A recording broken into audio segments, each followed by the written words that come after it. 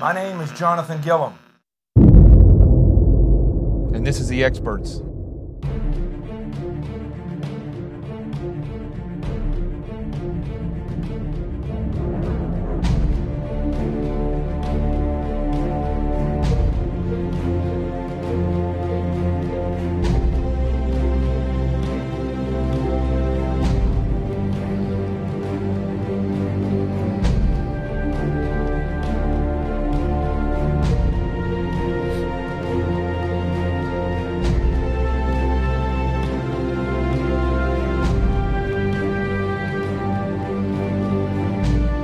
This is Jonathan Gillum, and this is The Experts on Facebook Live, Twitter, and YouTube. Sort of on YouTube. And so today, I'm not going to spend a lot of time on here. I was at Newsmax. I just got through hosting with Bill Tucker, Newsmax Now, for 2 hours. My throat's a little bit raw. And as you can see, I look really tired today for some strange reason. Anyway, all right, so here we are. We are going to talk with Scott Uehlinger here in just a minute, who wrote an article for Newsmax, speaking of Newsmax, and about the Achilles heel, the Trump dossier. And then I just want to throw a DACA solution out there for all the people who are all pissed off about DACA and can't DACA this, DACA that. DACA. We're going to have a solution for that. So if you haven't shared this show yet, I'm going to do it right now. I want you to share it. You copy the link, post it on your other pages, just share it on your page, retweet it, do what you got to do. Let's get started, and I'm going to call up Scott Uehlinger in just 1 second.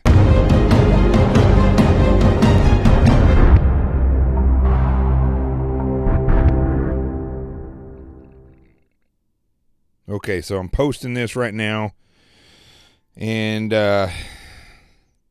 on my different pages that I have on Facebook.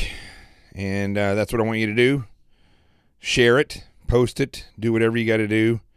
Put up signal flares, get it out there. Well, I got one more to do here. Publish, boom, put it out there, paste. And there it goes. Let's get these numbers sky high tonight. Numbers have fallen, man, because that 1 week I was on Newsmax, I knew that was going to happen. Thank you, Newsmax. We lost a lot of viewers. Plus, you know, this past couple of weeks, because of different things going on, I wasn't able to get started at 8. Like coming home tonight from Newsmax again. It just takes a lot of the time out to get this thing started at 8. And you guys know, 8 o'clock for me is it's been a wish list, but it's been difficult to get it started at 8. So, enough whining on my part. I'm going to reach out to Scott Uehlinger in just a second and talk about this. But I don't know if you guys saw it, but Oprah Winfrey made another campaign appearance. She made it seem like it was as though she was going to survey her the properties that she has where she, I guess, were hit by the mudslides, is what it was. And so she's, you know, she made an appearance out there. Very similar to the way the president goes, and first she did her campaign speech at the Golden Globes using that platform of, you know, of rape victims and other things in Hollywood, and then turned it into a race issue somehow. And now she's going out and walking around, and just like when a president goes and makes an appearance, you know, where there's a natural disaster, you know, you can count on now, I guess, Oprah being there, giving the liberals and the Democrats in this country hope. I find it very interesting because it seems like we choose people to be our candidates for president based on whether or not they can win, not based on whether or not they can solve any of the issues and lead the country as the CEO should. Not as though they're going to be a savior. People literally believe already that if Oprah Winfrey was elected as president in 2020, that she would be some kind of savior. That's not the case. She obviously can't save anybody because she didn't save any of those women in that were being raped and molested and pressured into sexual relationships with gross people like Harvey Weinstein, who I guess got smacked yesterday at some spa or restaurant or something like that. But anyway, I digress. Let's call up Scott Uehlinger real quick, and I'm not going to keep him on here for a long time. Also, I want to make sure before you call Scott, if you haven't got my book, Sheep No More, The Art of Awareness and Attack Survival, go order it. You can get it on Amazon. You can get it on Barnes & Noble. You can get it at Books A Million. It's in Barnes & Noble stores as well. It is exceeding a lot of people's expectations, not mine. And I know that, the amount of books that we've sold so far has been record-breaking in a lot of ways for a first-time author. But we haven't done enough work. The people that watch this show, you got to get the word out. Again, like I said, you should be petitioning your congressmen, your senators to get a copy of this book so they can read it. And so that, look, we're told here everybody in New York City should have a copy of this book. There should be 8 million copies of this book in everybody's hands in New York City. And if you can't read, then go get the audio book or the Kindle and have somebody read it to you. But they're always telling everybody, if you see something, say something. Well, if you don't know what to look for, if you've never looked at your life from an attacker's point of view, how are you going to know what to look for? I mean, yeah, we know how to call 911, or if you see a cop, say, I saw something weird. But if you don't know what to look for, how are you going to know what is weird and what is not? It's not like the guy that tried to blow himself up in Port Authority. It's not like he had a sign over him saying, I'm a terrorist or I'm a part of ISIS. He didn't. Right? He had a backpack on. That was it. So, but people who may have known the guy, people that may have been associated with family or friends, he may have been acting strange along the way. And if people know what to look for, if they've looked at their life from an attacker's point of view, they would have known that's a bad area.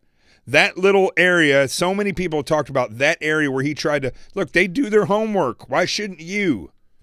Go order the book, Sheep No More, The Art of Awareness and Attack Survival.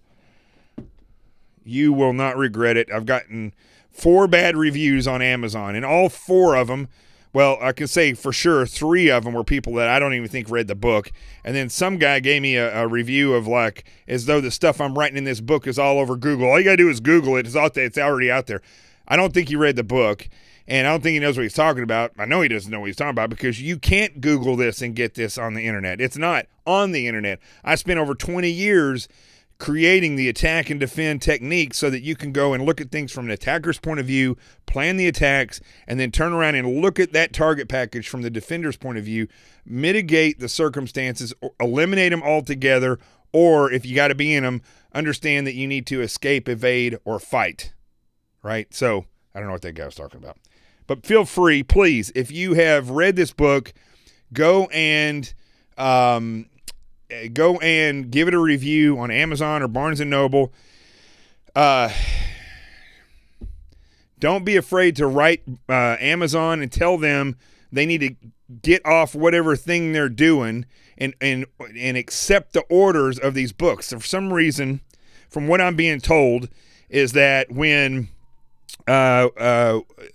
basically, if you go on Amazon, you click on look inside of the book, what you see is Chapter 1, the introduction, the foreword, Chapter 1, Chapter 2, and the conclusion of my book is Amazon, in all their wisdom, put that stuff up.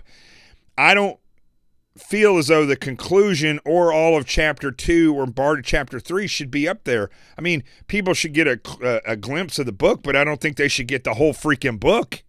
So this is what my publisher is telling me. I wrote them. I had the publisher write them and say, we want to change that look inside. I supplied the right JPEGs to give to them. And then evidently, from what I'm being told, they took the entire book down for 24 hours so nobody could buy it. That cost me a tremendous amount of money. And then when they put it back up, they sent the 5,000 books that they have in stock back to the warehouse from the publisher, saying that they think something's wrong with the book. So the publisher sent those back. to Amazon, and that's why this book is constantly looking like it's like it's not in stock.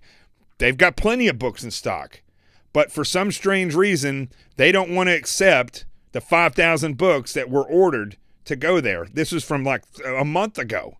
So I don't know. I don't know what the heck is going on. And so anyway, don't be afraid to let Amazon know how important this book is, whether it's on Twitter or Facebook, and tell them they need to get on board and they need to stock this book in their warehouse and stop with this nonsense. I don't know if this is an Amazon ploy because I'm conservative, but the book really is not a conservative or liberal-leaning book. It is a legitimate it's a book that is teaching people how to be aware and how to be safer. That's all. It's not doing anything out there. It's trying to teach people to be conservative. It's not. All right, let's go and get Scott Uehlinger on the on Skype. Hold on one second.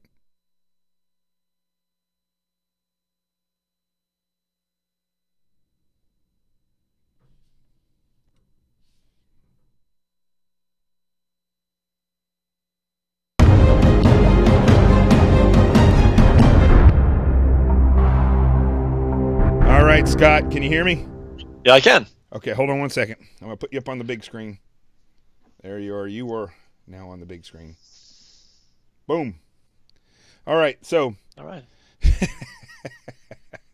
Sorry, I was running a little bit late there. I hosted on Newsmax today for, I guess it was Bill Tucker for 2 hours. Yeah, so. Oh, did you? All right. Yeah. So I think everybody can hear you okay. I got you turned up here. Oh, I know. Maybe I'll wind up going on. Maybe I'll wind up going on Newsmax next week or so to discuss maybe a little bit what we're going to talk about now. That's good that you were in for Bill. Yeah, today. Great. No, he was on with me. Bill Tucker's we co-host at least once a week. So, I talked about this somewhat yesterday, and pardon me because I can't turn all the way around and look at you because this stupid freaking seized up leg I got. So I covered part of this yesterday in the fact that I believe now there is, from an investigative standpoint, there's a fuzzy picture that is being slowly revealed of these people and how they worked in order to develop this dossier, the reason why the dossier was created. It didn't work in one way. It did work in another. I think they knew all the ways that this dossier was probably going to be utilized. And right. So you're saying that the you go ahead. Yeah, what I wanted to talk about was like a little bit in the weeds, but something I think people might be interested in hearing about why I knew from the get-go that this was a pile of garbage. Right. And that is because of knowing, having been a case officer overseas, a Russian speaker working in that kind of they relied on using the word dossier and things like that. They rely on the general public not quite understanding like real intelligence work, as you do, and a lot of other people who work in law enforcement and other places. Right. So, what happened was, the minute I knew it was fishy, when you start looking at the details of the case. Okay, for one thing, let's look at Steele himself. Steele is a former British intelligence officer. Okay, former. He is not a serving intelligence officer. Right. He's a relatively high-profile person who makes a good salary, and he works for Fusion GPS, which is a relatively high-profile organization. So when he goes into Moscow to meet contacts, there's a big difference between meeting people who we call cooperative contacts and somebody who's a recruited asset. Okay. Right. In the intelligence business, what you really are looking for is you want to recruit people clandestinely. You want to get in a conspiratorial relationship with somebody who is basically hanging their butt out and maybe possibly committing treason and all. Right. Okay. Now, why do you want somebody to do that? Well, for one thing, because there's a certain amount of incompatibility. If I know I am doing something that my government disapproves of, I'm probably going to have more of a tendency to give you the straight scoop. I'm going to tell you things that maybe my government does not want revealed, that are embarrassing to my government. Right. That's why you recruit people clandestinely. Okay. It's very hard to do that. It takes a long time. Finding people who are suitable or have access to information is rare, but it can be done, and I was successful at it overseas, especially in the Russian-speaking world.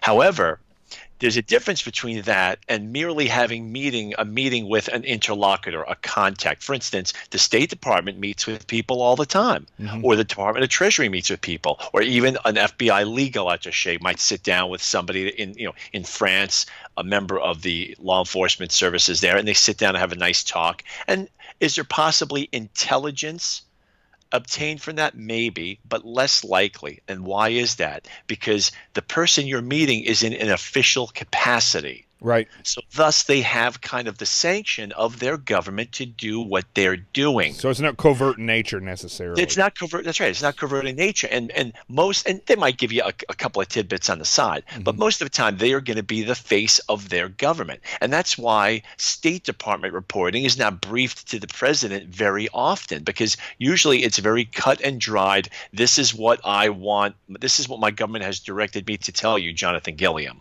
like that. And so, of course, it doesn't have much significance. So what I'm saying is Steele is retired, okay? And like me, I'm not going to go into Moldova or into Azerbaijan and start as a civilian and start meeting people that I recruited clandestinely. You can't do that. There is no old home week. I will never be able to do that, unfortunately, because some guys I work with were really cool. Can't do that. And neither can he. So what he was doing was he was relying on his former official contacts that he had in Moscow. Remember, we're talking about Moscow here, at least for the most part, at least. And we have to remember, this is the most formidable counterintelligence environment in history. You can't do anything in that place without being monitored 7 ways to Sunday. So he's going over there, a high-profile guy, flying in and having tea with some former Russian contacts. Now, I had plenty of contacts. In fact, I had contacts, Russian contacts, Ukrainian contacts, Moldovan contacts that I met when I traveled to Moldova with my wife last year when I retired. Right. Because they're contacts. They're not people I recruited clandestinely. They're people I had a liaison relationship with. So the minute that we start – the minute you understand the nature of what Steele was doing, the minute you realize that that is not intelligence. At best, this person is a contact who might be able to give you some borderline useful information, maybe. At worst, this person has been directed by their government. You are going to meet Steele, and this is what you're going to tell them.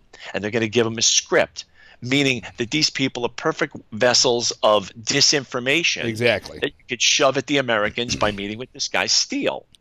Right? So exactly. So that's what I've been saying the whole time is when you have exactly. I know you have been. When you have a source and you're working that source, the source is going to be giving you information that you're having to dig out of them. Right? Or you're specifically searching for. But when you go meet with somebody in the way that you're talking about, you're more than likely going to be given information that they want you to have, not information that you're looking for. Exactly. And that's not to say, by the way, that a clandestine source is always going to be truthful either. Because what I'm saying is, you recruit somebody, you get a better chance of them providing you information that's truthful, a better chance. But that doesn't mean you have a 100% chance. You'll get people who are liars, who are mentally ill, who want to justify their existence and continue their paycheck with the CIA or whoever. And so we have ways of vetting information. Like, for instance, if I meet, and I know you know this, John, but this is for the viewers. If I meet with you and I say, well, I saw that they were prepping this missile launch in North Korea because I'm a North Korean colonel. That's one thing, and you would write that down with the information I told you. But then if I said, oh, by the way, when I was at the office, I talked to a lieutenant colonel who was at the launch site. That's written up in a different manner because now the subsource is seeing the information. In other words, you write down, I received this information from Colonel Scott, but he had received it from a subsource. And then you would proceed to ask Colonel Scott as many details as possible about the subsource. How long have you known the subsource? What is his name? Where was he born? Where is he from? What is his service history? What is the nature of your relationship? Has he ever lied to you before? Because you have to document all of the subsource information to make this useful. And you do this, and intelligence services worldwide spend a lot of time doing this kind of work because it's a way of handicapping the information, of understanding its quality. And Right. then you also have you identify a source by, this is a source that we've had for 10 years that some of his reporting has been verified. Or maybe we have, this is a new source whose reporting has not yet been verified. Or maybe this is somebody I just started a developmental relationship with, and they're not even a recruited source. Now, that's not to say that somebody who you just started talking to doesn't give valuable information, but you need to kind of handicap it when you submit the intelligence report so that the analysts can look at all the different, so they can mix apples and oranges and put together a big picture. Okay, I've got some really good information from this guy from Romania, and I've got some lousy information, but a fair amount of it from France. How do I combine that and make that into a useful report for the president? And this is what intelligence services and law enforcement agencies, they do. They have a big bureaucratic infrastructure to do this with intelligence reporting. That's one reason why, the tip of the spear, there's one collector and there's like 10 people processing the reports. I was the collector, but I know how they process the reports. So the minute you've learned anything, the minute anyone in law enforcement or intel digs a little bit and sees how Steele collected the information, immediately you smell a rat. Right. Because it is not possible that this information can really be vetted at all. So I knew from the beginning it was garbage. Right. And here's the other thing about this. So as I was reading yesterday about John McCain's go-between, right? John McCain had a British ambassador to Russia that was his they call it the go-between, but the guy that was working with Steele and John McCain to give him the information was a British ambassador in Moscow. Okay, that makes a little bit of sense because he might have known the former MI6 officer, former British ambassador, right? Okay, I didn't know that, but all right, so makes sense. So what I'm seeing here is that either the Russians alone are feeding this information, or what I think is more likely, that the DNC and top players in the RNC, the establishment globalists, and not just them, but other people around the world that really wanted Hillary Clinton in office, that they were utilizing Russia or Russian sources. Putin may have been involved, Putin may not have been involved, but they're utilizing Russian sources and former MI6 operatives, former ambassador, to be the go-between, to give this stuff legitimacy. And the reality is the same people that received the dossier are the same people that were working with the people that the information came from to create the dossier. Right, I would agree. And for example, actually, I in the article I wrote today, I had put this in there, but then they decided to edit it out because it wasn't directly related. But right before this story broke, I had met a reporter I met at the convention when I was a delegate, and he called me about this information right before it was publicly released, and the guy was fit to pee his pants. He was so happy. I had to talk him down. He was so enthused, because he loved this idea. But see, that's another thing. You don't fall in love with your asset. You don't fall in love with his information. Right. If it supports your narrative, if it supports the narrative you like, that's maybe even a better reason to question its veracity, because are you being told what you want to hear? Right. And so immediately I start debunking some of the things. I'm like, okay, look, you need to calm down. I look at this very suspiciously for these reasons. And what happened was, of course, he didn't want to hear this. So he just said, he preferred to go back, let me go back to my mainstream media echo chamber where everyone thinks this is great stuff.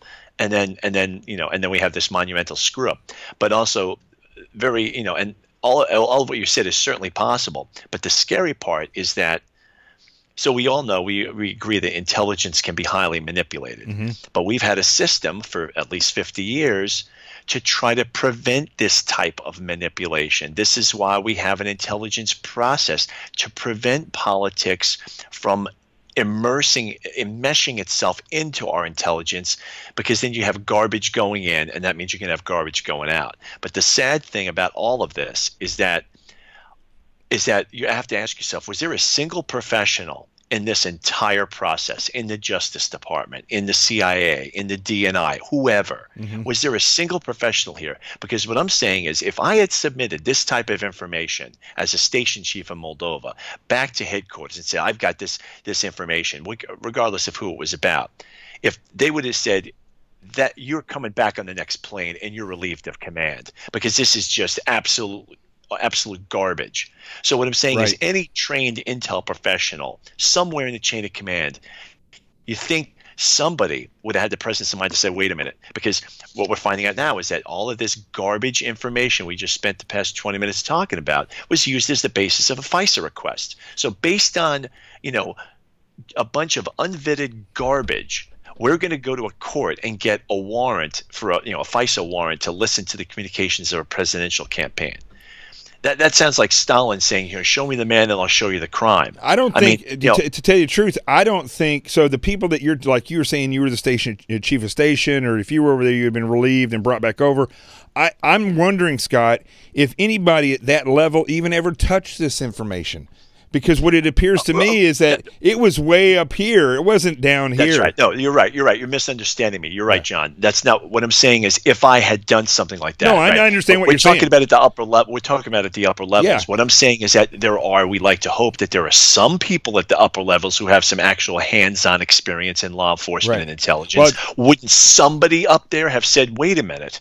Well, I think these people are handpicked. We have the potential to embarrass our agency by passing on a highly dubious product. And I need to just, like, everything all my experience and training is telling me that we need to knock it down a couple of notches with this report, because we're going to make ourselves look like idiots. Yeah, but you think somebody would have said that somewhere along the line, or are they so politicized and such a bunch of careerists that everyone just let it go through? Well, apparently that is what happened. It just went on through, and it's just unconscionable. It didn't, and I know exactly what you're saying. Well, I'm understanding what you're saying. I'm just saying this for the people out there, that normally this information that comes into the agency, into the CIA or into the FBI, is going to flow in through agents and flow up.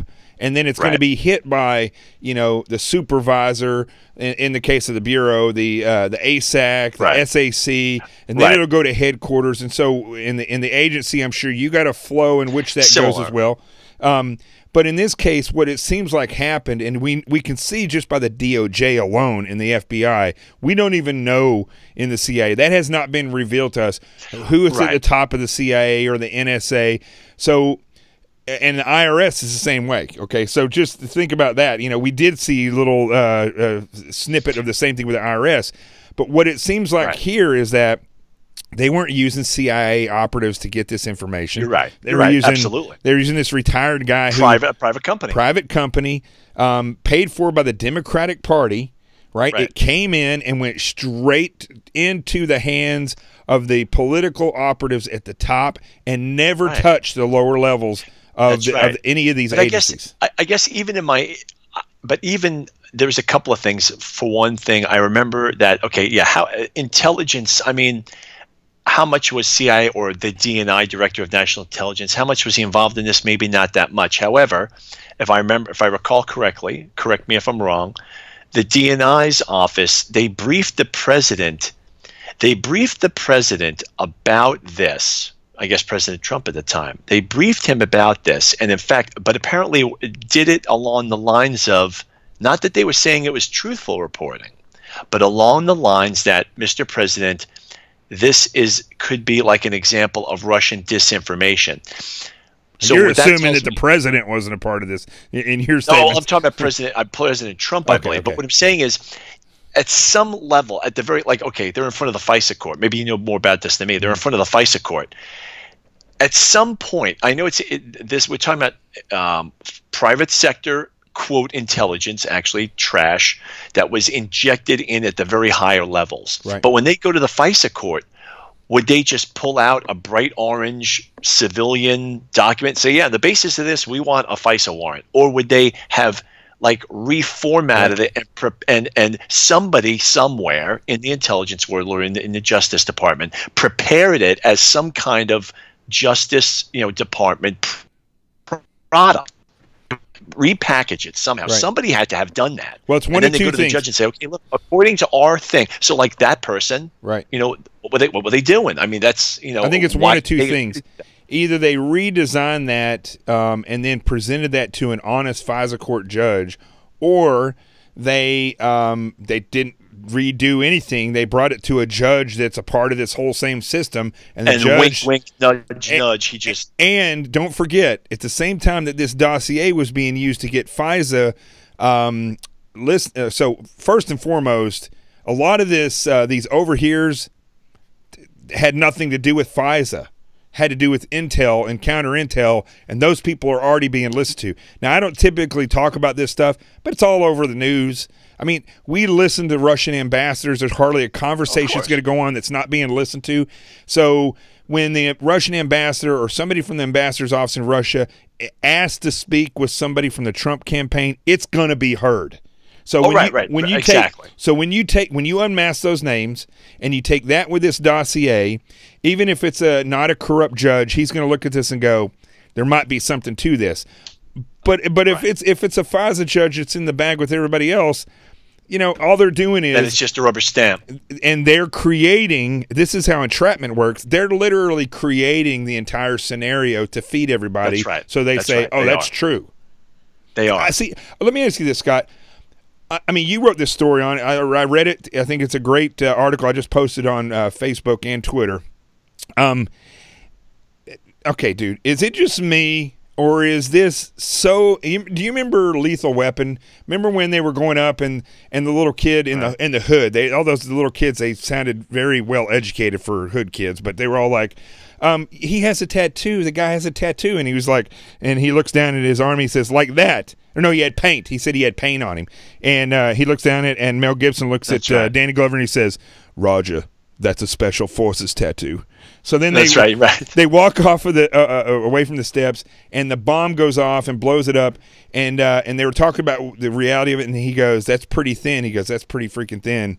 And, dude, I'm looking at this stuff, and I'm sitting here thinking, this is so well crafted, not well crafted as though they get away with it, but it's so cut and dry that literally you and I could sit down and write a book about this and simply lay it out, and it's right there. It's already there. It's like, and the media skates around it, politicians skate around it, and yet you and I can sit here and just go a mile away, just like that. You can see, yeah. And the funny thing about all of this is, especially when it comes to this intel stuff, I think you probably feel the same way I do. Is that we have to remember all this stuff that's going on right now. There's new things coming out, Feinstein being a weirdo and all this stuff.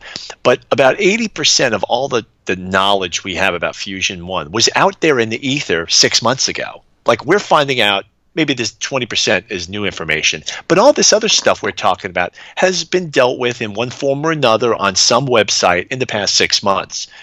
I guess the difference is that people like you and I, with our background, you read a couple of different sources, and you naturally put the picture together. Right. That, people just who have regular jobs, they just don't have that experience. They can't do that. If it was something related to engineering field, so we're able to just naturally put those pieces together, whereas other people cannot, just because of their careers. But now we're seeing that exactly. It's cut and dried. It's like laid out. Everything that I imagined this would be, it has turned out to be very much the truth. And people can go back and look at things I wrote almost a year ago, and I was saying the exact same thing. In other words, I'm batting 1,000 on this thing. And so that's a good point, because, I wrote that article last December. A year ago, I wrote an article for the Daily Caller saying there's obviously a source in Russia that was being fed information of what to say and what to do in order to create this whole thing, and it's like entrapment. And dude, you and I can sit back, and other investigators can sit back and look at this and go, I mean, I can see where this is going to go, and this is where I think where it could really be bad for them if the president would listen to people like you and I, not like McMaster and people like that. If he would listen to operators who could say, if this is the case, and this is an entrapment case, and this is the way they worked it, then this is the way it's going to unfold. You and I have been doing that for over a year, and it's unfolded exactly the same way. It has. It's so easy to see. It is. Do you think it is harder? I asked this question of somebody the other day. I don't remember where I asked. I think it was on Newsmax or somewhere. But do you think when you were in official business that you would have been able to see this as clearly as you see it? Now, I know who it was. I was talking to a detective friend of mine. He says, yes, I don't think that's true. Because when I was in the Bureau, I would never – look, I suspected, and I remember saying when Barack Obama got elected, I said, if you want to destroy the country, you're going to have to do it from the inside out. But I talked to people in the FBI and other people in law enforcement, and they are – it's as though some kind of a veil is over them, and they don't see – this picture that you and I are seeing. Do you think it's difficult when they're in there, honest agents, to literally sit back and say, oh my gosh, this is going here? It might be. It might be. It could also be difficult for your career to observe these things. I mean, it just depends on the person. I think a lot of times, maybe people like you and I have always been kind of, maybe we read more books, we're more politically minded. There are a lot of officers, FBI, CIA, who just kind of want to get their job done, and they keep their heads low, and they say, I'm not political. Maybe they are, and they just don't express it. I was never like that. So I think obviously I wasn't. Right. And maybe that's why we're both out at this point. We both retired, whatever, got out. So but what I'm saying is I would have been able to see a lot of this from inside. It's even easier to see it on the outside, but there are a lot of people who they don't want to see this. I mean, it's hard to say, well, I'm an FBI officer and I see how deeply screwed up the Justice Department is. I mean, it really hurts your morale. So maybe you prefer not to think about it. Okay, I'll think about, arresting bad guys, because that other stuff I can't sleep at night. I talked to some guys that I know in the FBI, and I'm like, Jeff Sessions is worthless. And they're like, no, not really. He's doing something. Dude, Jeff Sessions is worthless. I mean, maybe he does something here or something there, but overall, Jeff Sessions is worthless. When I was saying about Comey last year, that Comey's a criminal, they're like, no, Comey's not a criminal. He's just between a rock and a hard place. And then he leaked that information, destroyed their image of Comey after that. That's right. Right. Exactly. I was always saying that guy, you could just, I've dealt with enough borderline types in my job that you could tell. I could tell that guy was, I was saying on the Station Chief podcast when it existed that, he was just nothing. He was just a walking disaster. You could just tell. I want to ask you this question, because I've said this and I'm eager to hear your response. Mueller, when he was the FBI director, systematically changed the Bureau from a law enforcement agency into an intelligence agency. Right. Who does that benefit? Because it does not benefit the American people. When you turn an agency into an intel collection agency, who does that information benefit? All right. The stock answer would be that, the FBI had to, in the post 9/11 world, the FBI had to focus more on prevention than arrest of suspects. The days of the bank robbers and stuff is over. Mm-hmm. That's always the way I looked at it, but maybe that's because I'm from the CIA. But I guess you're right. I mean, if you start overly focusing on intel collection to the detriment of law enforcement, right? Who's that going to empower? I guess the people in charge, because knowledge is power, right? That's right. Yeah, and the whole time I was in there, I could not understand who this was benefiting, because it wasn't benefiting us, because we're the ones giving them the intel, and yet there was little to no guidance on the arrests or the overall cases. It was just information collection is what we were concentrating on. And on the counterterrorism side, it was real bad. So let me ask you this other thing real quick, because I'm going to go ahead and close this show out in a minute. I got to get some rest tonight.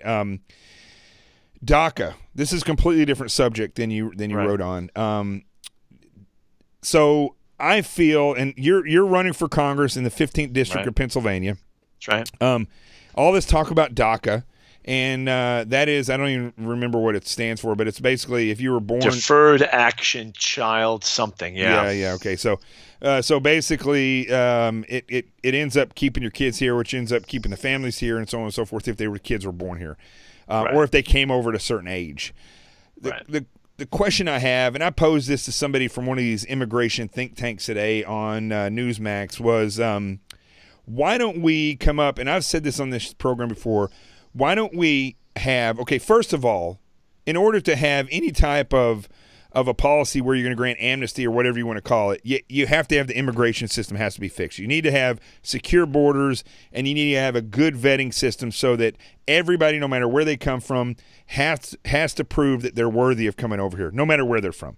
Exactly. Once you do that, then you could put what I would call a contract with America in place where people could come forward if they've never been arrested, if they have held up a job, then we will give them a contract. It has all these stipulations. You can't get in trouble. You have to pay your taxes. You can't vote. You can't, if you get pregnant, you got to go out of the country and have the baby. Something. There's got to be all these different things that they abide by. Right. And then once they're here for 5 years doing that, or 10 years, then they can apply to be a citizen. I don't see anything wrong with that, because chances are you're never going to get rid of these people. They're not going to leave. And at least in this way, we would know where they are. We could track them. And we're also benefiting because they're going to be paid the right amount of money. We're getting those taxes, and things are going to be done where it's safer and better for everybody. So, I mean, do you see that? So in other words, so what you're saying is that there is room for compromise on DACA. Sure, is what you're saying. Yeah. And I agree with you. There are certainly I think that there's room for compromise on DACA. Now there would be a lot of conservatives who apparently would, which according to what I hear, that would disagree with us. That would say that, I mean, there are people saying, oh, if Trump goes with DACA, then like it's a betrayal of everything. I don't quite agree with that. There are a lot of ways you can hammer out an agreement that benefits us. Right. That benefits the United States. I mean, like, for example, okay, 800,000 people into DACA. Okay, well, for one thing, I'll make one of the conditions, of course, the border wall and all that normal stuff. But how about, okay, we have legal immigration, X amount of that's a large amount of people each year. So I'll tell you what, take the 800,000 from DACA and say, okay, we are gonna have an immigration halt in America for 2 years. That would be the equivalent of those 800,000. In other words, no net gain of people. Right. Now that makes sense to me. Yeah. And then on top of it, you don't allow them to bring their family members in, and chain migration and these types of things. Get rid of chain migration. That is stupid. Exactly. Chain migration. For at least half of is a disaster. Chain migration. People didn't even know it existed 2 years ago. Yeah. Chain migration, and then also people coming over here when they're pregnant. Because what happens then, they have a baby. Some of them do it legally. I saw a story today from Russia. Right. They come to Miami. Right. They have their baby there, and then once the child gets so old, then they automatically get a green card for the parents. That's right. See, so what I'm saying is you can tinker with this agreement, and you make sure you get concessions like the ones you're talking about, and that is going to account for you're going to save us millions of immigrants. And you're taking it 800,000. Well, I'll accept that. Mm-hmm. You understand? Because we're taking it 800,000, but we're eliminating loopholes to allow 6 million more in. So that's a good deal as far as the American taxpayer is concerned. Yeah. So it seems, but I guess the key is you can't allow yourself to be taken in by the Democrats, who have constantly lied when you're sitting across the negotiation table with them. They lied to Reagan. Reagan had an amnesty in '86. And it was like making an agreement with North Korea. I'll sit down and talk to anybody, but you got to know who you're dealing with. And if the person's got a real credibility problem, you tell them, listen, pal, you've got a real credibility problem with me. Right. And you're going to do this and this before I even move 1 inch, because you have proven yourself to not be an honest broker. Yeah. So as long as Trump keeps that, hard-nosed bargaining mentality, then, I think this will work out all right. One more question for you. North Korea. So I was talking to somebody on Newsmax today. We had a lot of guests on News, a 2-hour show. Yeah. And they were talking about how the president, prime minister, whatever he is of North Korea is progressive, and they either have conservatives or progressives over there. And he wants to send massive amounts of money to North Korea because he sees Korea as one Korea. Right. Right. That's true. Yeah. Moon. That is the way the guy is. The guy was like one of the leading people on their sunshine policy of like 10 or 15 years ago, right, which was a total disaster. Right. So here's appeasement. Here's the question I have. the fear is if we strike North Korea, that it's going, even if we're successful, it's going to cause a retaliation by China and Russia, or they're going to, like, it'll give China's the excuse to attack Japan, for instance, and Russia the excuse to do whatever. I don't know what they would do. My pushback on that was, look what happened when Turkey blew Russia's jet fighter out of the air. Nothing. They didn't do anything. So, That's right. So I think, and this is my own tactical, idea, is the opening ceremonies of the Olympics in Seoul, Korea, we unleash holy hell 30 miles across the border and just bomb the crap out of North Korea and go in full force, and then and then tell Russia and China that we're gonna lay waste to anything that comes close to Japan or any of our allies. I think that could be wrapped up like that, because diplomacy and stuff is not going to work with this guy. Well, unfortunately, diplomacy is pretty much doomed. You're fighting a losing battle the whole way. Unfortunately, we have no reputation for force behind our diplomacy. Right. That's true. And then I don't think, regardless of what happens, I don't really see China. I don't see China taking advantage of the situation by attacking Japan. I mean, there'd be losses sustained on both sides. I don't see what China would get out of that. Right. So I think that people who say those things, that's a little alarmist. Yeah, he was saying that it could be it would cause the first full nuclear war, Russia and China going after us and our allies. I think it's more like what you said, like with Turkey. You might be surprised at how little reaction there was. You have to be prepared for it, but you might not have much reaction. Hopefully they would bomb, if they were going to bomb anything, it would be Chicago, Berkeley, As long as Seattle, I'm not in New York. I have friends in Seattle. We don't want to bomb them. Yeah. But, look, I don't think anything's going to happen, but I think actually 2018, I think, is starting on a pretty good note with North Korea. Now, like I said, unfortunately, it's just like the shoe that we're waiting for the other shoe to drop. Yeah. But at least for the near future, I think it might be fairly quiet. If he would just die, and that's because of Trump's out of the box thinking and his tweets that were going to be causing problems. Well, it turns out that it's quite the opposite. It seems like they may have actually stabilized the situation a little. If he would just die, though, if Kim Jong-un would just die. Now, the latest thing is that he may have kidney problems. He is 34 years old, and he's overly fond of cigars and scotch, and obviously too many cheeseburgers. Yeah, exactly. So it's possible that American lifestyle may get to him yet. So, as Buffalo Bill said in Silence of the Lambs, or her word, isn't he a great big fat person? I don't know if you ever saw that movie. Yeah, of course. He's got plenty of skin for Buffalo Bill to wear, that's for sure. That guy is he's gotten huge in a very short period of time, which is not healthy. He's only 34 years old. 34, wow. That's unbelievable. All right, buddy. Yeah. Listen, there's a lot of stuff going on that your expertise kind of lends itself to with all these different things. But I tell you, I wish I had the show, and I wish I had the funds to get you, myself, maybe Dan Bongino, a couple other people that we know together, and literally build a case, build a case.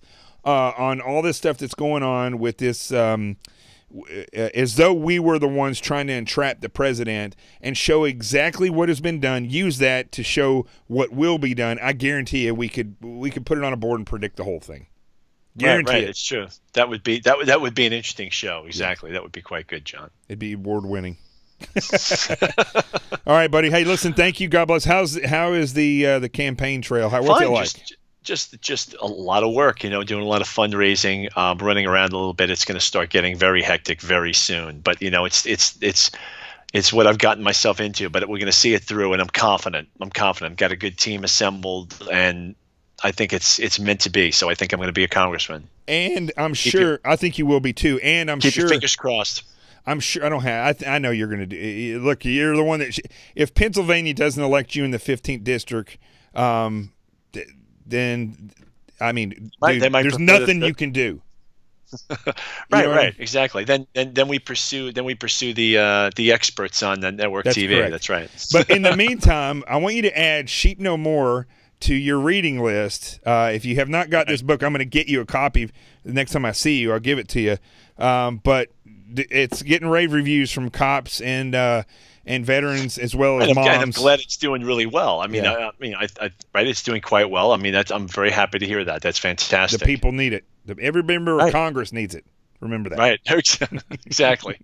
I'll be right. in charge of congressional sales. Thank you very much. God bless you, and thanks for coming on here. We really appreciate it. Okay, take care, buddy. Scott Uehlinger, you still on Twitter, right? Yep. Yeah, sure I am. At the station chief and also at Scott for PA. And my people can actually visit my campaign site. It's scottforpa.com. And you can visit my site, see different TV segments, and you can even donate to my campaign if you're so inclined. Awesome. Okay, Scott for PA. I'm going to put that up. It's scottforpa.com. That's right. Okay. That's it. All right, buddy. God bless you, and Godspeed. We'll get you there to DC, I guess. I mean, look, we'll get you there. You may be up there, be going, why am I? Just do me a favor. Don't perm your hair like Rand Paul or Ron, whatever his name is. Right. Won't do it. I want Ron Paul. No, I won't do it. Don't perm your hair. And now it's blonde. I don't know what that guy's thinking. All right. Peace out, brother. Okay, take care. All right. Take care. Oh, my goodness. Scott Uehlinger, folks. Gosh, that is exactly what – let me log out of this real quick. That is exactly what this show is all about right there. That was great. And Scott for PA, let me see if I can pull that up real quick, and I'll post that. Let's see here. Doop. Hold on one second here.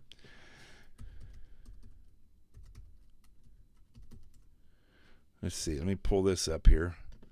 Uehlinger for, there it is. Oh, what a strikingly handsome guy he is. And I'm going to post that right over here so you guys have it on Facebook. Let's see if it comes up, the whole thing. There you go. And Twitter, I'll get it on there after the show. Anybody got anything?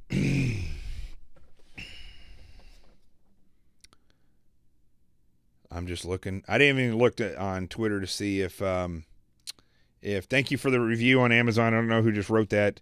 I don't see any trolls on here tonight, so that's good. Now, you see there, folks, listen, I'm going to toot my own horn here for a second. The conversation that we just had, that is not a conversation that you're going to get on mainstream media when you have a non-operator interviewing an operator. Quite frankly, they're probably not going to have an operator like Scott on there. They're not going to have an operator like myself interviewing somebody.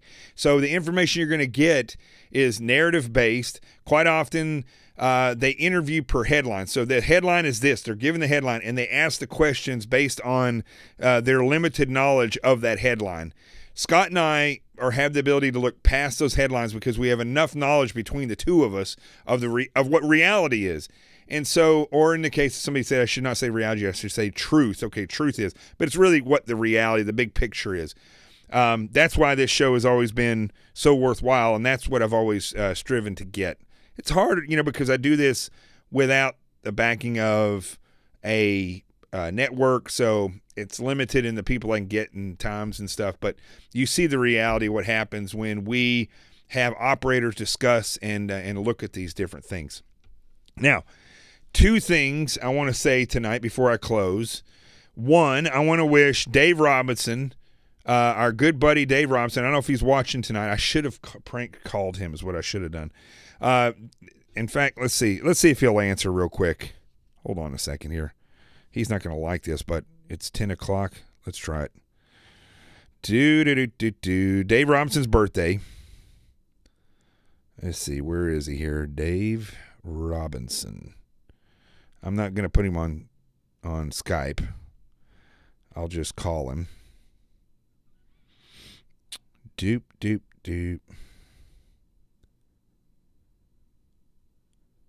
Let's see here. I don't know which one it is. Let's call that one.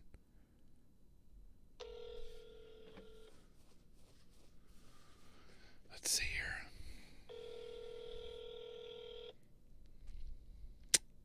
Guy goes to bed early. Dave Robinson. Hello? Dave Robinson. Hey, what's happening? You are live on the Experts. I just wanted to wish you a happy birthday. Well, I spank you very hard. So, what'd you do for your birthday today? I went to Walmart. Woohoo! That's my favorite thing to do. I'm not lying. My mom's birthday's tomorrow, so me and Ada went down to the store and bought her a card, and Well, come tell her home I and said happy birthday as Her well. and Alicia made me brownies, and that's been about the extent of it. Wow. That is a And I've been true. doing super manly stuff in here. I've been in here sewing a gun case, so, really, really butch manly stuff today. Well, now you got to eat some steak and slap yourself, and then that'll be the gist of Man Day. Yeah. Oh my goodness. All right, everything else going good? It's going good, man. Really good. And it's a good show tonight. I tell you, I love when you got Scott on there. I don't know what it is that I think I like it whenever you when you fill in for like some of those other guys. You mean on Like Will Cow and yeah. or what's his name there? Oh, you mean on David, what's his name there? You're talking about. I like what you're, but it's just I don't know. It feels everything just goes a whole lot smoother. It just feels more home here, Yeah. Yeah. Wish it had that same audience there, but I mean, I just like it a lot better when we don't have the interruptions, not the interruption of commercials or right. callers or. No, I agree, and that's the whole gist of the show. But listen, doing this show and having a real life and getting things going is difficult. But every once in a while, we'll have a conversation with you or Kitty Kelly or Scott, and I think it really hits it home. But anyway, that was for you. We did that interview for your birthday. Hey, all right. Well, hopefully, being it's my birthday, people will catch on there, and then everybody will go out there and vote for Scott and get him in there, and we'll know we got some good folks. That's right. Heading up to D.C. A lot of people are related in Pennsylvania and West Virginia, so a lot of them are. I should say married, and they're also related. That's what I meant to say. Well, see, now if he gets in there, you have to head back down there to Arkansas and then run down there, so you guys can get the stink of the Clintons off of Arkansas. Yeah, I don't know if that'll ever happen. That's like, that's just on you. It's on you. All right, buddy. Hey, listen, God bless you and happy birthday, and tell everybody we said hi and your mother happy birthday to her as well. All righty, man. Peace out. Later. All right. What an incredible guy. I'll let you peer at his face there for a few more minutes, but that's not the way he really looks now. I think he grew his hair out like I did. Although Scott doesn't have the skin yarmulke like I've got right here. Woo, that's a good old trait right there. It comes from my mom's side of the family. And full head of hair everywhere. But right there, it is the way it is. All right. See you later, Dave. Bink. The other thing is my buddy, Scott, I'm not going to say his last name, not Scott Uehlinger, but my other buddy, Scott, he was my swim buddy in Buds, in SEAL training. I don't know if his wife, Liz, is watching. Liz helped me edit. She's one of the editors of my book when I was writing it. And so it's his birthday as well. Scott, happy birthday. Love you, brother. And I'll probably call you here in a minute. Your birthday was yesterday, actually. Sorry. I missed it. I was a day late and $1 short. So that's about it. Let's go to the truth zone unless anybody's got anything else for me, which I don't think that they do. Let's see here. No. Make sure you share this show. I guess I could take Scott Uehlinger's name off of there too. Make sure that you share this show. Make sure that you retweet it on Twitter. Make sure that you tell everybody about it, about this book. We got to continue to make this thing grow. And don't forget about the GoFundMe page. I talked about it yesterday. That didn't do a whole lot of good, but don't forget about it. We do need to keep those funds coming so that we can keep this show going. It's helped out. I wouldn't have been able to do this show over the past year if it wasn't for over the past 15 or 16 months, we raised $46,000, and that's over a 16th month period, not all at once. So don't go thinking I took $46,000, went crazy. I don't live a crazy life, and this has helped me do this show in a way that it just wouldn't have been able to do, and also the trip when I took the trip and so on and so forth. So God bless all you guys. Thank you. Don't forget, gofund.me/The Experts Roadshow. Go get this book. Tell everybody about it. Sheep No More, The Art of Awareness and Attack Survival. If you've read it, go leave a review. Do it tonight. Let's pump the numbers up. It's fallen a little bit because I haven't been on the radio. Remember, I don't necessarily have a national platform. If you want to call your local, here's another thing. Don't hesitate to reach out to your local news and tell them about this book and see if they'll do a story on it. And they can get in touch with me through my website, jonathantgilliam.com, or on Facebook or on Twitter, and I'll probably get back with them. That's about it. Let's do the True Zone right now.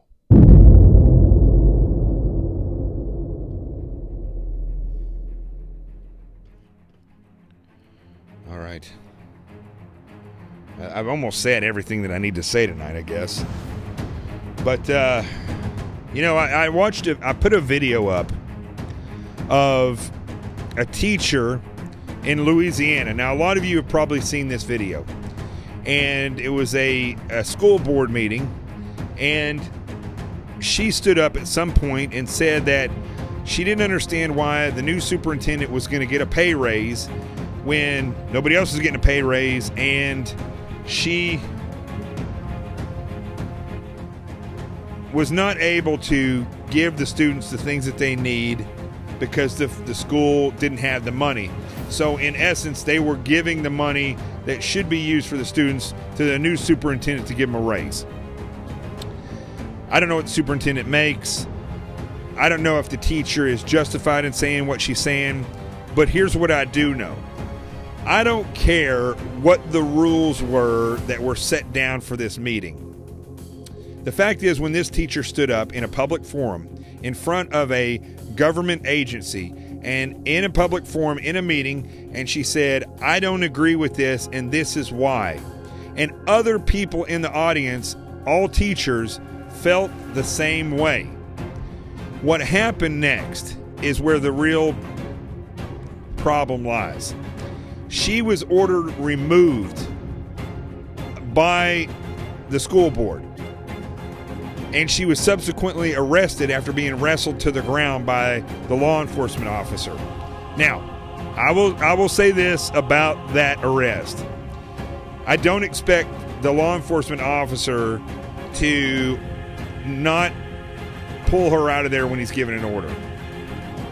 I do think in these cases, taking the situation down a notch and explaining to her that this is not going to work out. Let's go and let's outside and let's talk about it and calm down.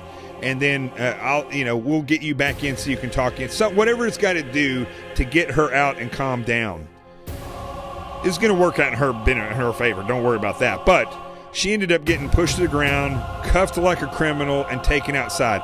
I don't agree with that. And I don't agree when you're in a public forum, regardless of the rules that you set out, when a person has a legitimate complaint that they are forcibly removed.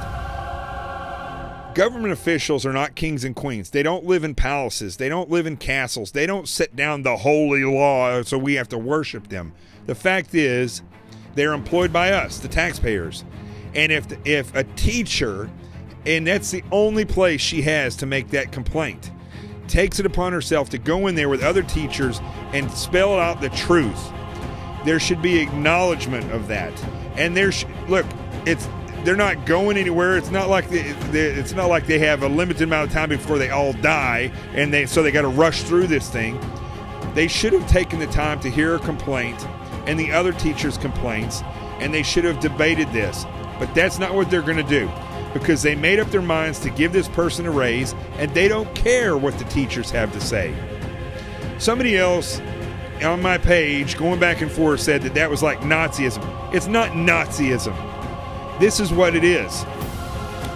It is a cause and effect of years and years of the American citizenry allowing the government to rule us like kings and queens, to rule us as though we don't have a say in what's happening.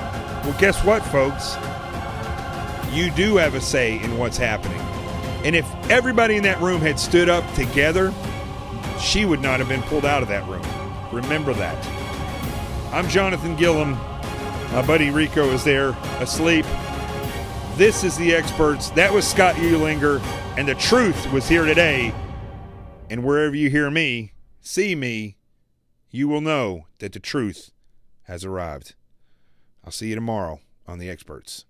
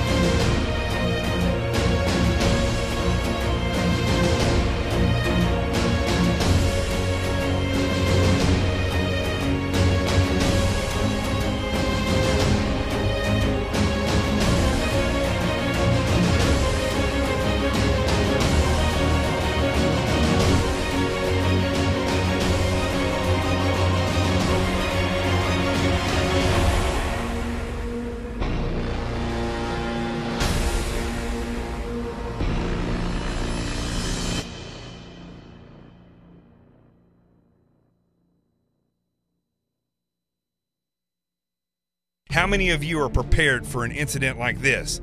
Get my new book, Sheep No More, The Art of Awareness and Attack Survival, and I will teach you to think like an attacker so you can truly defend yourself. Don't just react, act. Available for pre-order now on Amazon and Barnes & Noble. Sheep No More. Get it.